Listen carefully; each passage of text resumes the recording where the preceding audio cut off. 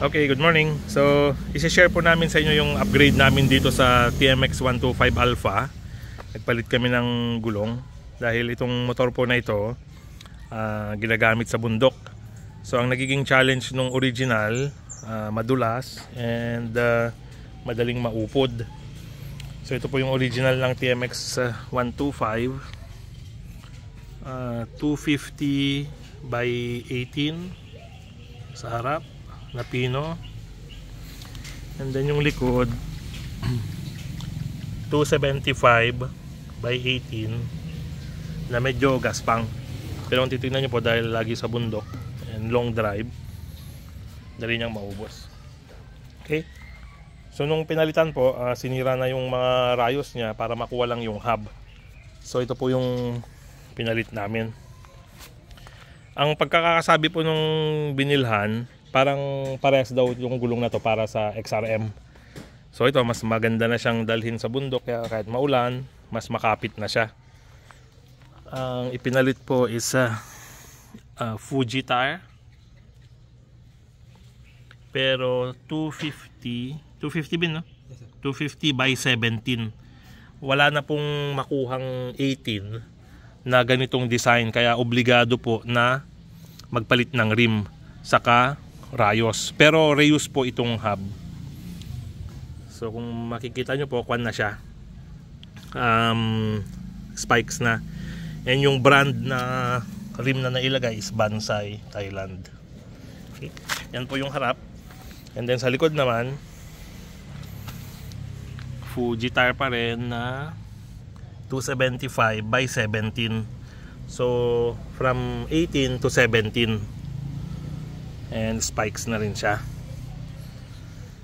So napakaganda po ng itsura niya, and mas magiging friendly na siya sa madudulas na daan, sa mabato, lalo na sa bundok.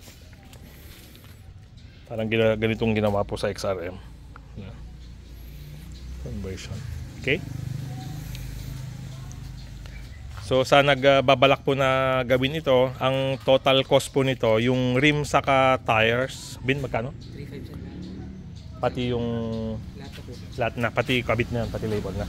So 3.5 po lahat, kasama na yung rim, yung gulong, yung rayos, saka installation po, lahat na 3.5. So baka may mas mura pa po sa iba, and yun po yung pinakamura dito sa Isabela. So gumanda po yung tindig niya, gumanda yung itsura niya, and importante sa lahat, mas kwan na siya, mas maganda na siyang gamitin sa bundok. Okay, so ang ginawa po namin is inantay muna naming maupod para hindi sayang, then saka kami nag-upgrade. Okay, sa mga nagbabalak po, gamitin nyo muna yung original niya para hindi sayang, saka nyo papalitan. Bin, anong sabi sa rayos? Parang mas mura pa na palitan kaysa sirain? O hindi mo na talaga magamit yung rayos para rito?